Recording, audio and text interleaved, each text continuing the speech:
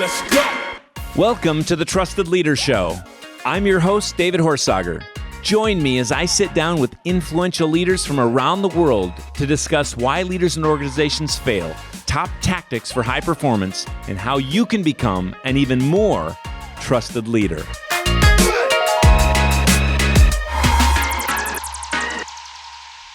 Welcome to the Trusted Leader Show. It's David Horsager, and we have a special guest today. He wrote the book, Pathological Positivity, the proven positivity formula for personal development, parenting, and relationships. He has a massive following on YouTube and online. He helps people think differently so they act differently. We've got a great discussion ahead. Welcome, Dr. Paul. Hey, thank you, David. I'm so pleased to be here today because I'm so passionate about this, and you're on it. I can't wait. I'm excited. Well, before we get into this, I want to talk about the framework. I want to talk about how we can shift our mind about the things we've talked about even ahead of time. And you're a new friend to us and our audience, and I'm so glad you're here because we need this, and I'm thrilled about it. But before we do, just as a matter of background, give us three things we should know about Dr. Paul Jenkins.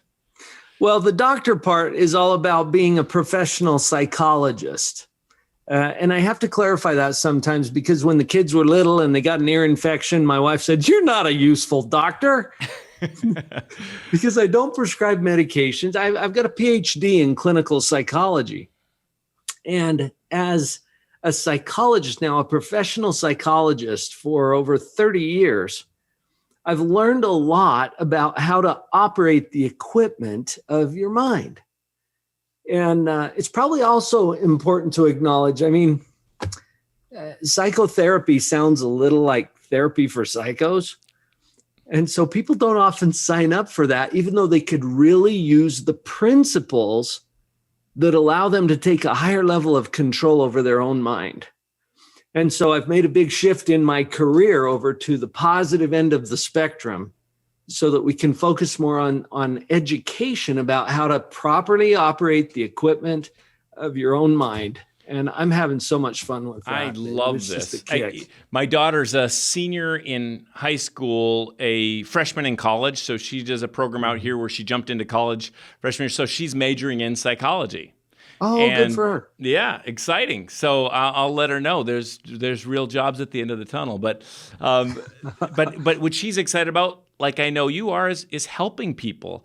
And I think there's a lot more we can learn about you. You speak Finnish. You've got an amazing family, all kinds of cool things. But I think to get to it, we read this book, Pathological Positivity, and we hear speakers say, just jump up and be positive. Come on, just smile more. Come on, just be happy. And that just can seem trite. What say you? Yeah, annoying. And you hear all the time, happiness is a choice, right? But I don't always feel like it, right? Well, it can kind of tip you over if you're not happy, because then the next thought is, well, why would I ever choose this? But here's the thing, David, until you see it as a choice, it's not. And part of my job, I love this, my job is to illuminate the obvious, which is so cool because I get paid to tell people things they already know. But there are obvious things that are completely unnoticed. So let's just go there for a moment. Obvious but unnoticed. Your shirt. Can you feel it? Now You can. Now. And it's obvious right now in this moment. It is so obvious to you, but you didn't even notice it before it was called to your attention. Or the fact that we're speaking English. Did you notice? And if you did, it might be because you had a reference earlier to the fact that I speak Finnish, at which point we check in and mentally we check in and notice that we're not speaking Finnish. Right. And it's obvious that we're speaking English, but we don't notice that. The processes that are going on in our own mind all the time, and let me emphasize that, you can't turn them off. Right. And I'm obviously upset about this and I'm angry about it and I feel frustrated about it and I know it's there and I want to feel happy and I want to be joyful, but I don't feel like it. Right. And it doesn't even feel like a choice. Right. I feel like that happened to me, right? Easy to go into victim. Yes. And so it's my job really to call to your attention so that it's obvious and noticed these processes that are going on all the time in your mind, but that you never really stop to notice. And when we get so used to certain things, we just roll with our programming, like English. You and I are both programmed to speak English. I mean, it just comes so naturally to us, we don't even think about it. But English is not an easy language. You just ask anybody who's trying to learn it as a second language. It's not. It's complicated. There's all kinds of exceptions to the rules. But here we are speaking it as if it's easy, just because it's in our programming. And the processes that are going on in our mind, here's an example of one of those. It's called metacognition. Now, metacognition is a fancy psychobabble made-up word. We make up words in psychology. It makes us feel smart. Mm-hmm. And this is one of them. If you break it down, cognition simply means thinking. So thinking about thinking. And metacognition is that higher level. It's thinking about thinking. Notice that you can do this. Right. And right now in this moment, you notice that because we're talking about it. Sure. That's really important because metacognition creates a little space, and in that space is where choice exists. So as we learn the other processes that are going on in our mind, we can think about that and start to steer them in a direction that serves us well. How can we break that cycle? You know, I've got this thing, there's a trigger that happens and that just throws me and I just get frustrated and I pause and I think about it, but I still kind of feel this way and I want to make the choice of joy or goodness. How do I break that cycle? I think the very first step is awareness. Mm-hmm. Be aware of it.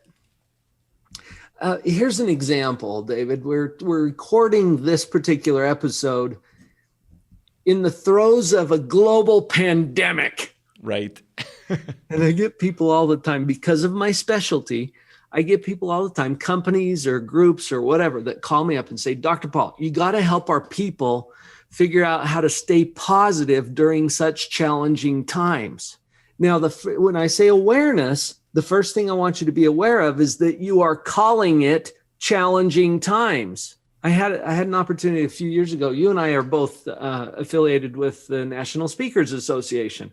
In our conference in Washington, D.C., a few years ago, there was a keynote from Immaculée Ilibagiza. I'll never forget it. Were you in the room that day? Absolutely. Man, she knocked it out of the park. But you got to understand her story. As a young 20-something-year-old woman, she survived the Holocaust, the genocide that occurred in Rwanda. I didn't understand the scope of this, honestly. I don't know how I missed it. I was young and raising a family at the time that it happened. Heard it in the news and I thought, oh, warring tribes, sticks and stones. No, this is a civilized society. That's civilized. I'm going to use that term kind of like we could use it to describe our own society right now. These were people like you and me. Mm-hmm. And 1 million people died in about 90 days. Immaculée was hidden. A Hutu pastor took compassion on her and hid her in a 3-foot by 4-foot bathroom for 90 days with 7 other women. But here they are, and they hear the killings going on outside. That comes to mind for me, David, because really challenging times compared to what? Mm-hmm. And this is the first process that's going on in people's minds that I want them to see. I call it evaluation. But evaluation means judgment. And just notice for a minute that you can't turn it off. You know, you hear people say sometimes, don't judge. Yeah. I don't think we can turn it off. Notice that you are constantly judging or evaluating yourself, your life, your relationships, your finances, the government, the pandemic, the situation that you're in, your coworkers, your friends, your family. You're judging me. It's cool. I'm judging you.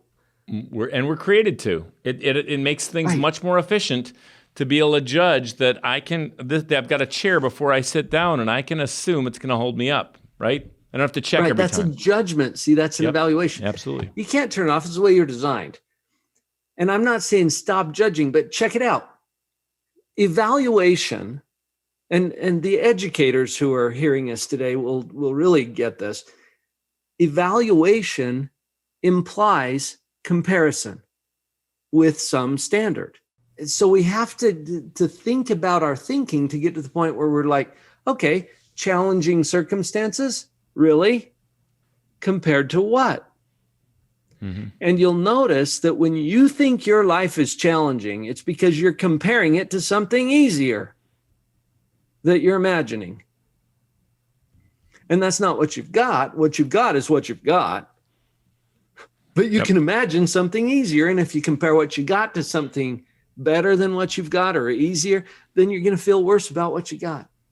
Why do we so often jump to something better? You know, it's like you can be at the top 1%, right? And you still like, but there's someone at that half. Like, why do people jump to that? Because it could always be better. Right. I don't care how well you're doing. It could always be better. But the error we make in evaluation, and you just queued me up for the second thing, okay? But the error we make is we take what we've got, we compare it to something better, we feel worse about what we've got. Well, guess what? It could always be worse. Really? Worse than what Immaculée Ilibagiza went through? Uh-huh. She survived. So it could always be worse, right?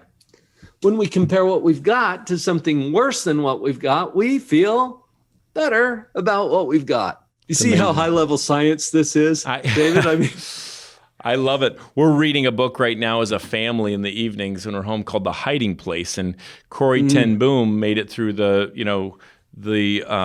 whole Holocaust, and it's an amazing story. But her attitude compared to all the others, her perspective compared to all the others, it's so powerful because it's still in the midst of this. We can say that, well, that was Immaculée, that was Corrie ten Boom, that was this person, and but how did they really seemingly stop their mind or shift their mind when it was so easy to focus on the even in this case, even Corrie ten Boom, she kind of rejoices in all the mites that are eating her hair, and it's like, it's hard to imagine. This is why it's so important to see it as a choice, because when you see it as a choice, it becomes a choice, and you get to put yourself in that position intentionally. She chose to see it that way. You know, people sometimes accuse me of being Pollyanna-ish. Yep. And I didn't even know. Is that a compliment? Sounded like they were kind of dissing my position. Right? You know what? We're kind of the same. I had people call me as a kid Smiley. And I thought, I was genuinely happy, but I felt like I was blamed, like I was wrong, I was bad, right? For being authentically happy. Well, take Pollyanna as an example. In fact, I've got a chapter in my book called The Pollyanna Principle.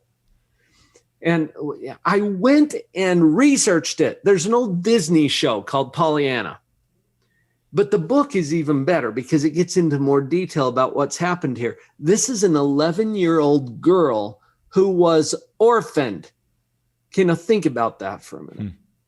At 11, you're old enough to know that your parents have died. And she can't just pretend that her parents aren't dead, right? So here's the context. But her dad, who was a pastor of some kind, he was a man of faith, had taught her a game. The game was called the Glad Game. And the game was, you can take anything. It doesn't matter what it is. You can take anything and find something to be glad about related to that thing, whatever it is. And she gave a couple of examples: being on crutches, having a disease, whatever it is, okay? And so she chose, after her parents passed away and she was shipped off across several states on a train to live with her rich aunt who was kind of grumpy and surrounded by other grumpy people. She chose in those circumstances to see the positive.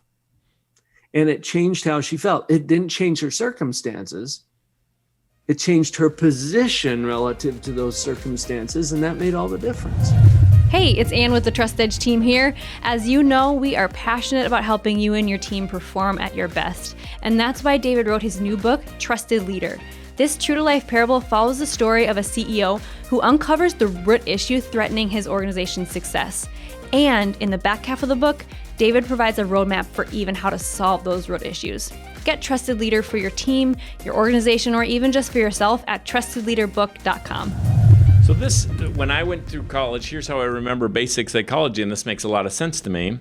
We talk about a lot in our work, even where I remember basic psychology, first day of class. You can tell me, doctor, first day of class, thoughts lead to desires, which lead to actions.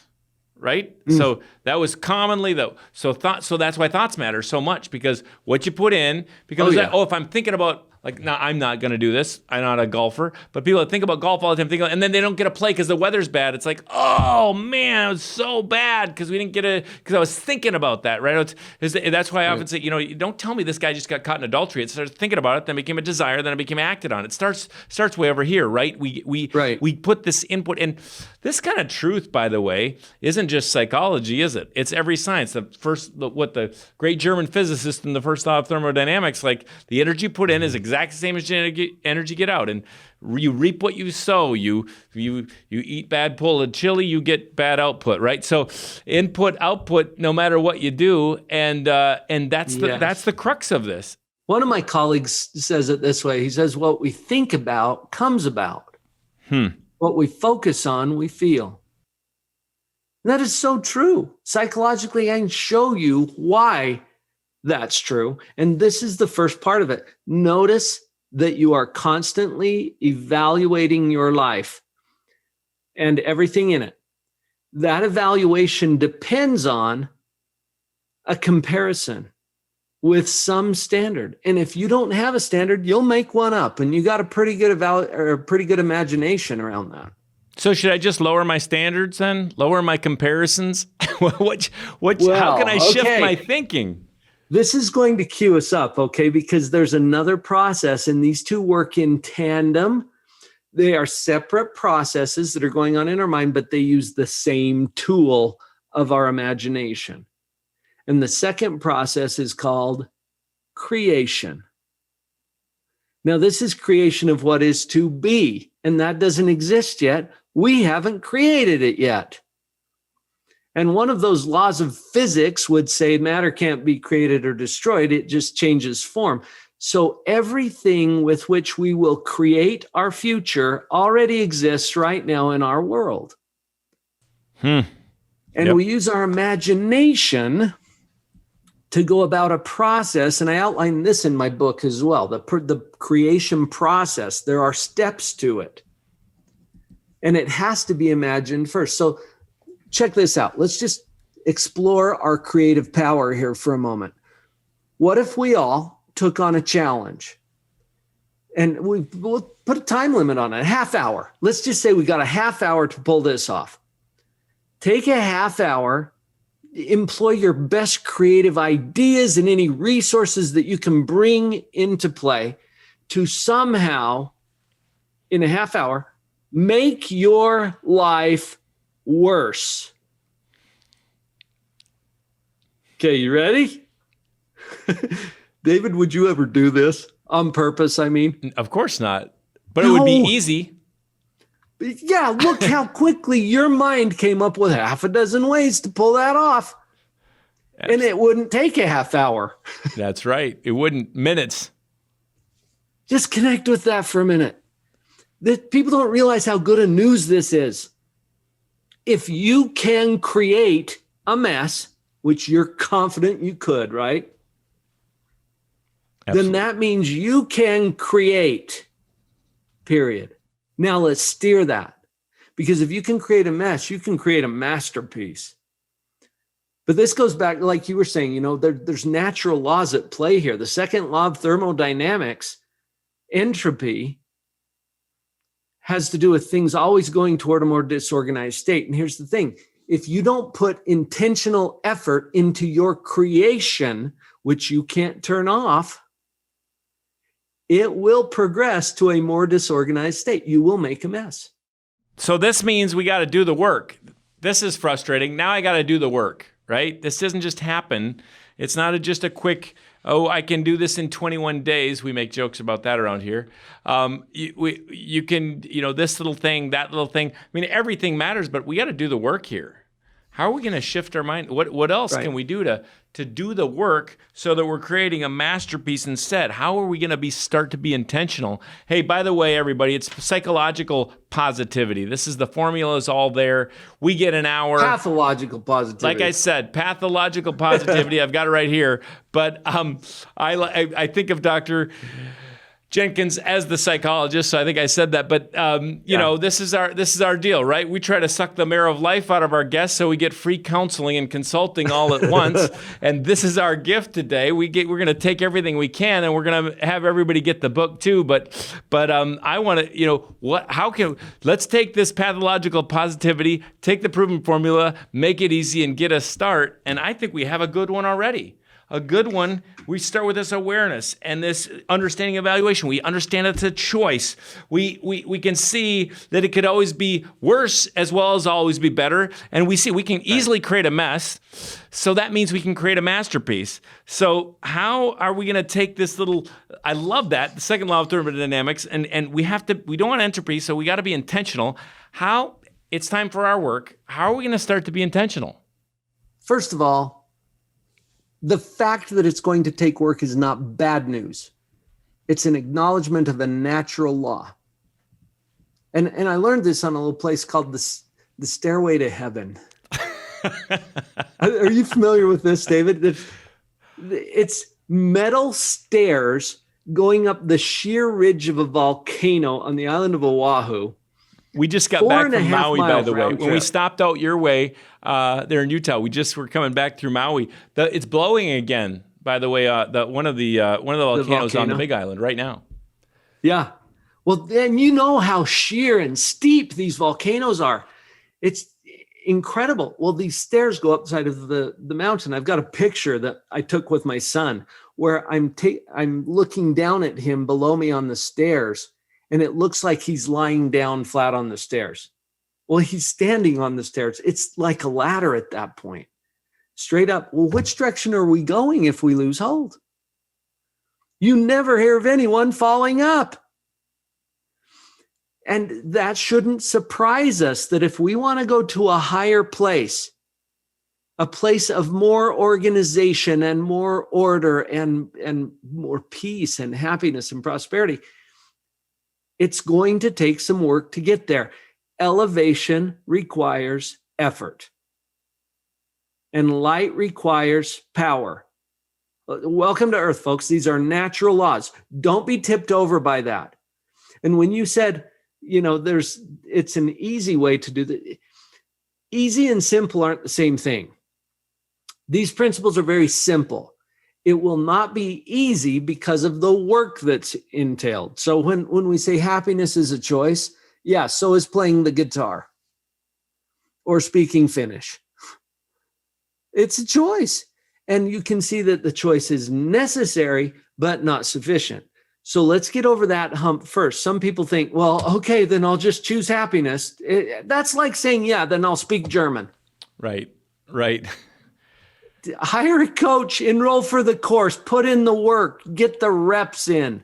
Tell us an example of somebody. You've worked with a lot of people, helped a lot of people in a lot of ways. You've got for what you do, you're doing this psychological work. You could say counseling, coaching, equipping. Mm-hmm. Tell us a story of somebody who you've taken from here to here, or the process says, maybe take all the credit for it, but I know you've done some great work and you've seen some transformation. Give us an example. The process, like you said earlier, when you were asking, okay, where do we start? Well, the first step is the awareness. Right. because until you become aware of it, see, it's the principles that change your life when you apply them. So there's really a 5-part process that people go through, and all of my clients are at some point in this process. So am I. So are you. Yep. And I've labeled these 5 steps: encounter. And that's where you become aware of a principle. Okay. When you encounter it for the first time. I was on a call earlier today where I had just been introduced to something that I had never known about. And she said, well, you never know until you know. And I'm like, right. That's profound. So you encounter, but then you have to recognize that principle. That's the second step. You recognize the principle as truth. Now, and for this, I think, David, we all have a natural knowing. And people describe this sometimes as the aha experience, where the lights go on, it resonates with you. Sometimes I ask my clients, is this ringing and singing with you?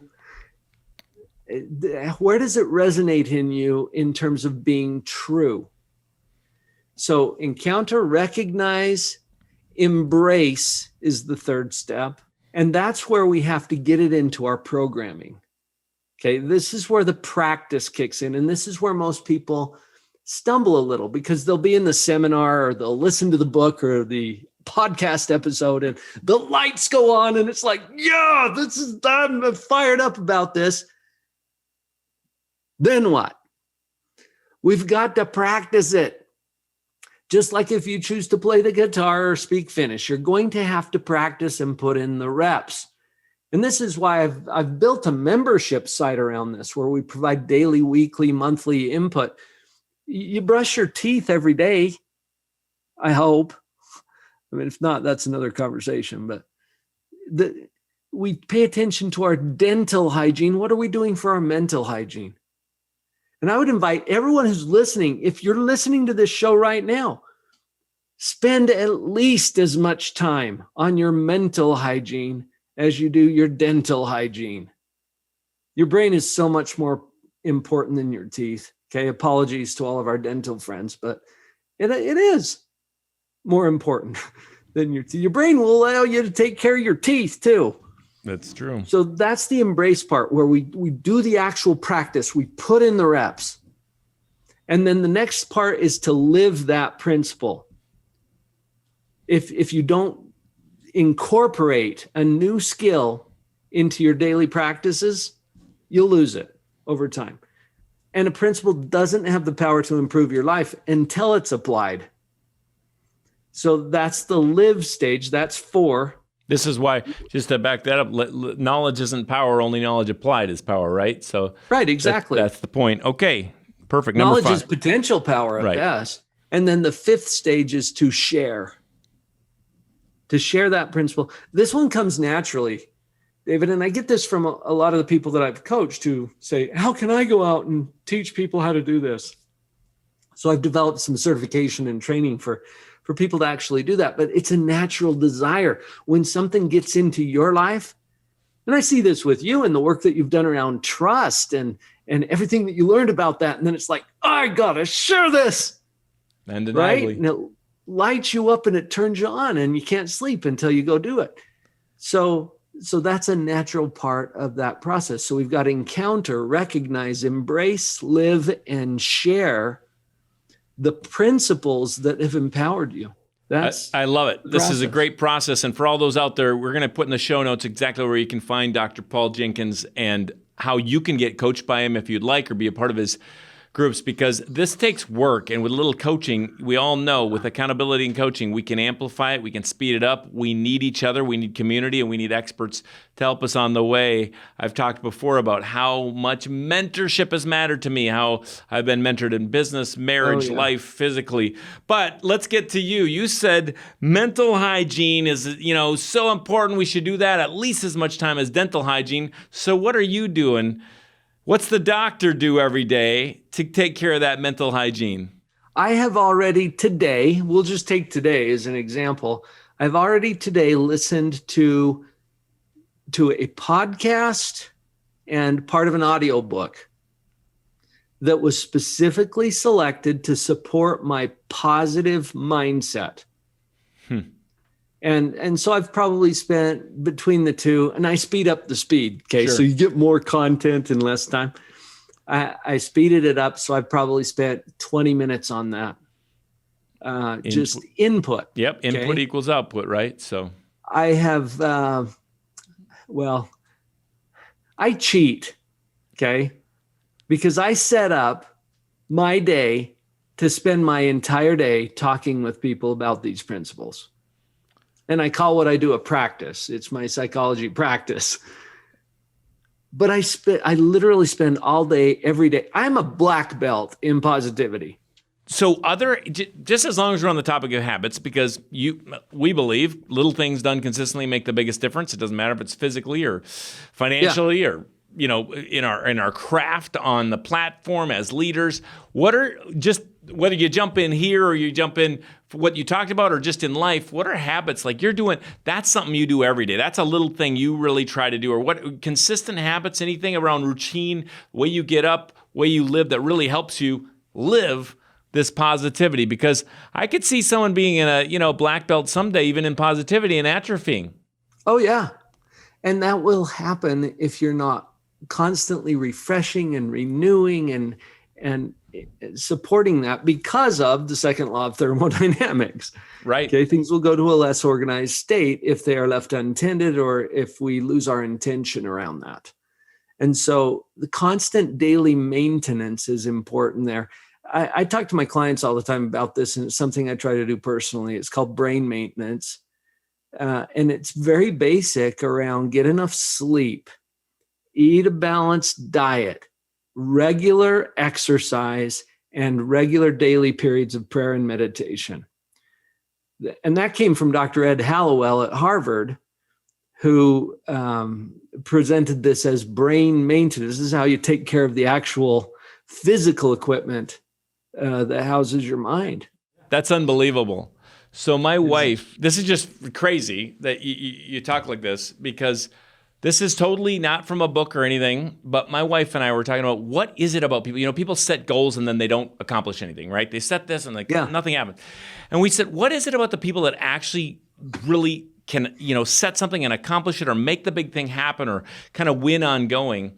And we just started talking about in an acronym, actually, SEEDS. And this isn't from another book or anything, but I'm sure truth is truth, right? So SEEDS, we started thinking, well, and when are we at our best, right?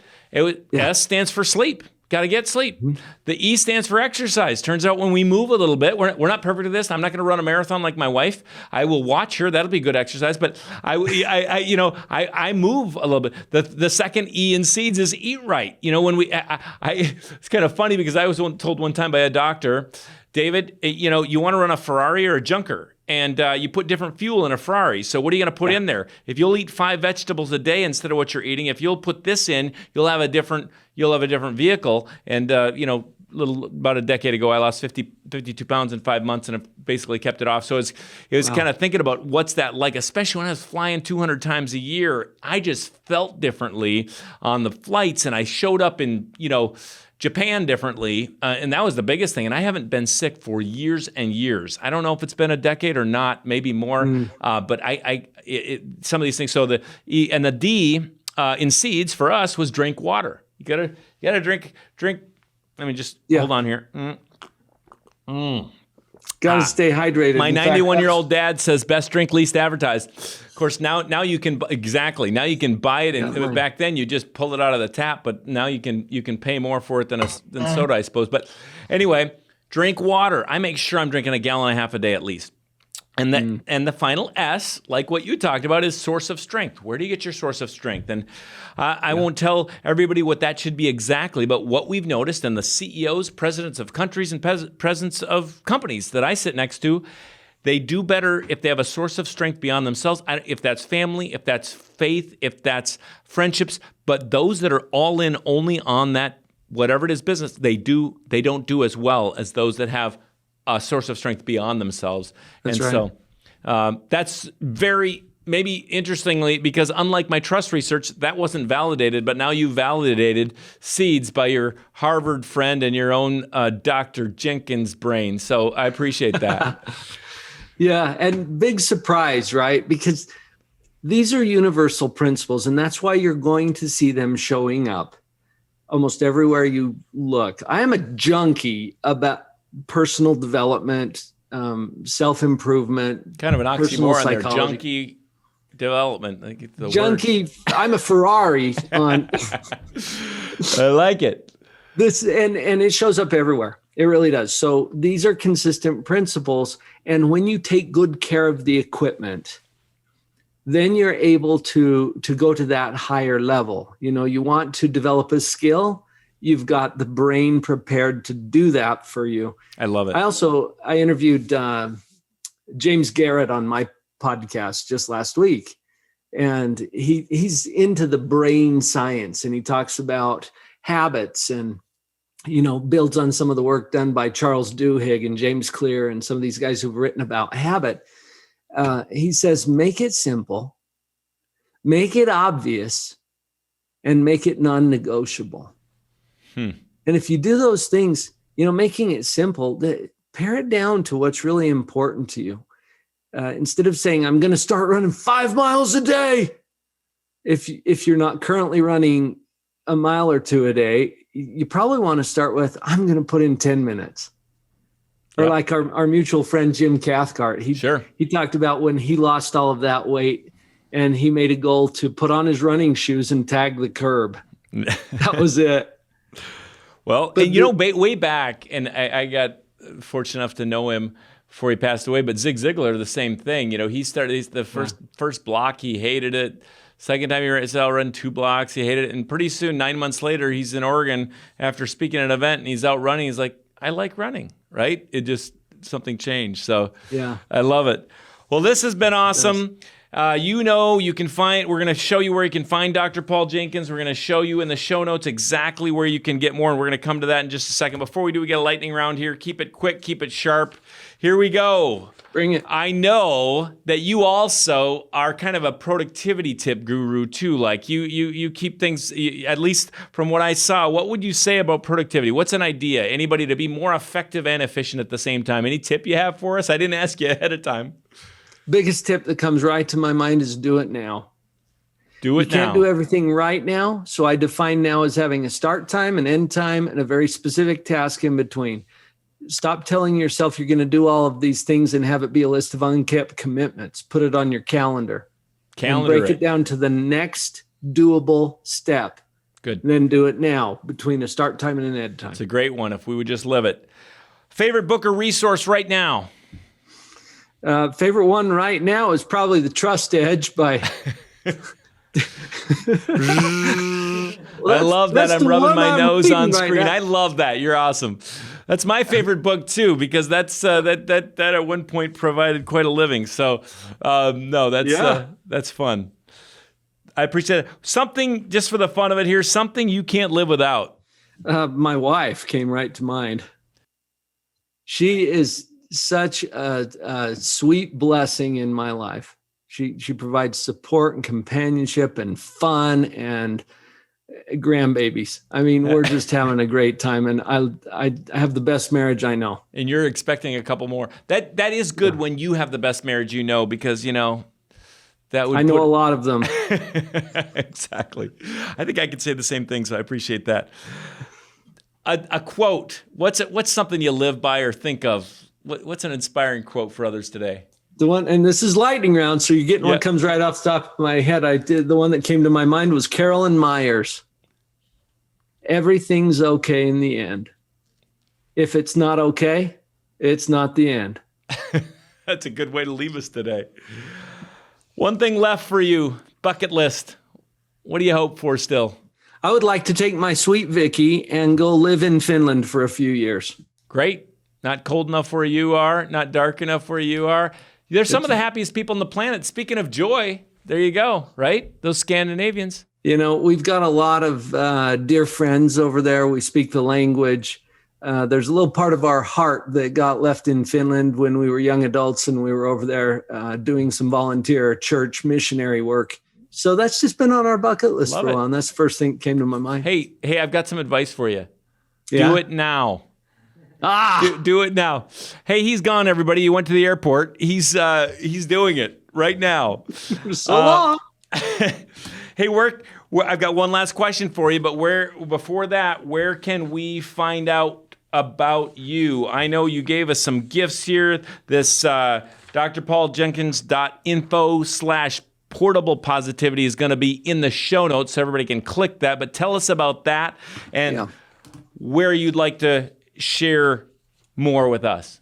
So Portable Positivity is a little mini book that I wrote to capture a model that goes over those two processes that I just told you about, evaluation and creation. So it walks you through the model, and it takes positivity from the trite, fluffy, motivational speaker version to the hard psychological science behind it. So that you'll understand how to operate the equipment. So that's available for free at the link that you just shared. You are kind. You can also go to the main website, drpauljenkins.com, and there's a big orange button there where you can get a free plus shipping offer on my Pathological Positivity. So you can get that as well if you'd like. And I noticed you can also get a breakthrough. Give us a 1 minute on what's it like to go through this schedule your free breakthrough session.